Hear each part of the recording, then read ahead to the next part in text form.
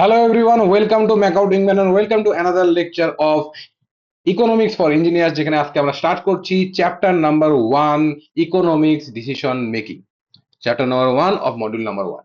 তো economic decision making বলতে আমরা কি বুঝি? ইকোনমিক ডিসিশন মেকিং যে ইকোনমিক ডিসিশন মেকিং বলতে আমরা বোঝাই যে is the process of identifying analysing and selecting the best alternative for multiple choices. আমাদের কাছে অনেকগুলো চয়েস আছে কোনো একটা জিনিস ডিসাইড করার এবং ইকোনমিক্যালি ডিসাইড করা জিনিসটা, এবং আমরা ওটাকে ডিসাইড অ্যানালাইজ করছি, আইডেন্টিফাই করছি এন্ড কোন অল্টারনেটিভটা আমাদের সাথে বেস্ট হবে আমাদের কাছে সেটা ডিসাইড করছি। তো এই যে ডিসিশনটা নেওয়া ইকোনমিক্যালি ভেবে, তাকে বলছি ইকোনমিক ডিসিশন মেকিং। এখন এটা কি হতে পারে? Where which alternative has associated with economic consequences, loss হতে পারে, কস্ট বেশি হতে পারে, কোথাও বেনিফিট কম হতে পারে, কোথাও বেনিফিট বেশি হতে পারে, এইসব জিনিসগুলা টাইমের রেসপেক্টে। ঠিক আছে? তো নাও এই engineering economics applies the economic principles two evaluate this financial implications of engineering projects and technical decisions. And engineers constantly face the decision involving money, time, resources. Hence, a structural approach to decision making is essential. যে আমার engineering এর যতগুলো project তৈরি হয় সেই প্রজেক্টে economically কি তার ফিজিবল কিনা এবং যতটা আমি ইনভেস্ট করবো সেটা কি ওয়ার্থ ইট কিনা, এইসব জিনিসগুলো যদি না জানি তাহলে কিন্তু আমার প্রজেক্টটা ইকোনমিক্যালি ফিজিবল হবে না। তো এই ইকোনমিক্যালি ফিজিবল প্রজেক্ট কি প্রজেক্ট না সেই জিনিসটা জানার জন্য কিন্তু ইঞ্জিনিয়ারদের ইকোনমিক্স ফর ইঞ্জিনিয়ারিংটা পড়তে হয়। এখন আমাদের আমরা এইটাই এখন বলবো যে এই ইকোনমিক ডিসিশন মেকিংটা আমার কেন দরকার, why we need this economic decision making, because comparing the alternative engineering designs, justify the capital investment management, evaluating the make versus buy. আমি এই জিনিসটাকে নিজে নিজে বানাবো নাকি কিনে নিবো, তো বাই মেক করবো না বাই করবো। দেন হচ্ছে determining the most cost effective manufacturing process, কোন পদ্ধতিতে আমার সবথেকে কস্ট এফেক্টিভ হবে। Estimating the project cash flow and profitability, আমার ইনভেস্ট করার পরে কতটা কিভাবে ইনভেস্ট করবো, কতটা ক্যাশ আমাকে দিতে হবে, এন্ড আমি কতটা রিটার্ন পাবো আলটিমেটলি আমার কাছে, সেটা আমার ভাবতে হবে, প্রফিট কতটা হবে। তারপর supporting the resource allocation decision, কতটা রিসোর্স কোথায় দিতে হবে, সেই অ্যালোকেশনটা কি হবে, সেই ডিসিশন গুলো নেওয়া। এগুলো সব আমাদের দরকার ইকোনমিক ডিসিশন মেকিং এর জন্য। নাও প্রবলেম, এই ডিসিশন মেকিং এ কি কি প্রবলেম আমাদের ফেস করতে হয়? সর্বপ্রথমে কয়েক রকম টাইপের প্রবলেম হয়। একটা হচ্ছে fix input problem, that is resources are fixed. আমার কাছে পরিষ্কার বলা আছে এই রিসোর্স দিয়ে তোমাকে এই প্রজেক্টটা কমপ্লিট করতে হবে, তাহলে তোমাকে কি করতে হবে? Design the best product with the given budget. এই বাজেটের মধ্যে তোমাকে, গিভেন বাজেটের মধ্যে বেস্ট প্রোডাক্ট তোমাকে বানায় দেখাইতে হবে, তাহলে এটা ফিক্সড তোমাকে বাজেট বলে দেওয়া হলো। ঠিক আছে? দেন ফিক্সড আউটপুট হতে পারে, তোমাকে এই জিনিসটাই স্পেসিফিক্যালি বানাইতে হবে। এই ক্ষেত্রে তোমার কি করবো? ওই জিনিসটা বানাইতে আমার সব থেকে কম কস্ট যাতে লাগে সেই জিনিসটা টার্গেট করতে হবে।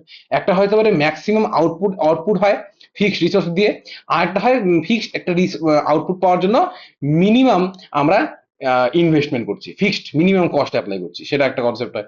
যেমন নাইদার ফিক্সড, কোনোটাই ফিক্সড না। এই ক্ষেত্রে আমি কি দেবো? Profit, maximum profit. যদি আমার আউটপুটও ফিক্সড না, আমার ইনপুটও ফিক্সড না, তাহলে সেক্ষেত্রে আমার দেখতে হবে প্রফিট ফিক্স, প্রফিট যেন ম্যাক্সিমাইজ হয়। তোমার এই ক্ষেত্রে ম্যাক্সিমাইজ প্রফিটকে আমার ম্যাক্সিমাইজ করতে হবে। সেক্ষেত্রে একটা অপটিমাল একটা প্রোডাকশন আমার লেভেল দেখাইতে হবে। নেক্সট হচ্ছে ইঞ্জিনিয়ারিং এর প্রবলেমস কত রকম, আর ক্যাটাগরিজ প্রবলেমে কি ক্যাটাগরিজ হতে পারে? একটা সিম্পল প্রবলেমস, যে ক্ষেত্রে আমরা ফরওয়ার্ড কম্পারিজন দেখতে পাচ্ছি, আমরা ছোট মোটো অ্যানালাইসিস করে বুঝে যাচ্ছি যে কি প্রবলেম আছে না আছে। যেমন ডিফারেন্স, যদি আমার কোনো একটা দুটো মোটরের পাওয়ার প্রাইস আর এফিসিয়েন্সি ডিফারেন্স যদি দেখি, মোটর চালাইলে দেখতে পারবো কোনটা ডিফারেন্স কি না আছে, তাই না? খুবই সিম্পল প্রবলেম এগুলো, খুবই সিম্পল। দেন ইন্টারমিডিয়েট প্রবলেম বলতে কি, এই ক্ষেত্রে require the careful analysis the limited data. তোমার কাছে লিমিটেড ডাটা আছে, সেই ডাটা দিয়ে তোমাকে ওই জিনিসটাকে কেয়ারফুলি মেজারমেন্ট করতে হবে যাতে তোমার কোনো ভুল না হয়। এই ক্ষেত্রে judgement plays a significant role. Then হচ্ছে কমপ্লেক্স প্রবলেমস একটা কতগুলো হয়, সেক্ষেত্রে ইনভলভ আনসার্টেনিটি, যে তুমি যেটা অ্যানালাইসিস করে ঠিক করলে এটা আদৌ হবে কি হবে না সব গ্যারান্টি নেই, আনসার্টেনিটি চলে আসছে। মাল্টিপল অবজেক্টিভ চলে আসছে, আমার এই এতগুলো অবজেক্ট আছে, সেই সবগুলো ফিল করতে হবে, সবগুলো ফিল হচ্ছে না, একটা প্রবলেম তোমার কাছে, একটা বড় প্রবলেম সবগুলো অবজেক্টিভ ফিল করা। লার্জ ডাটা সেট আছে, তুমি যে অ্যানালাইসিস করবে তোমার কাছে অনেক বড় ডাটা সেট দিয়ে রাখছে, তুমি কেমন করে অ্যানালাইসিস করবে এতগুলো জিনিস? তো এই ক্ষেত্রে সফিস্টিকেটেড মডেলস আমার দরকার এই জিনিসটাকে করার জন্য, কমপ্লেক্স প্রবলেমকে সলভ করার জন্য। ঠিক আছে? এবার role of economic decision in engineering এর মধ্যে ইকোনমিক ডিসিশনে কি রোল আছে? তো রোলের মধ্যে সর্বপ্রথম প্রজেক্ট সিলেকশন, কোন প্রজেক্ট আমি সিলেক্ট করবো, এটা ইকোনমিক্যালি ফিজিবল কি ফিজিবল না, রিটার্ন আমার ইনভেস্টমেন্টে কতটা রিটার্ন দিবে, সেক্ষেত্রে কতটা কস্ট কি হচ্ছে না হচ্ছে, সেই প্রজেক্টটা সিলেক্ট কে কারো করবো কি করবো না সেই জিনিসটা চুজ করার জন্য আমাদের কিন্তু ইকোনমিক ডিসিশন মেকিং লাগে। দেন হলো কস্ট এবং মিনিমাইজিং, কস্টের রেসপেক্টিভ কোন মেথডে গেলে পরে আমার সবথেকে কম কষ্ট লাগবে এই অ্যাড জিনিসটা বানাতে, সেই আমরা অ্যাচিভ সেই জিনিসগুলো কোথা থেকে আইডেন্টিফাই করবো, ইকোনমিক ডিসিশন মেকিং থেকে আইডেন্টিফাই করবো। নেক্সট প্রজেক্ট প্রফিট ম্যাক্সিমাইজেশন, কোথায় সব থেকে প্রফিট বেশি হবে সেটা দেখা।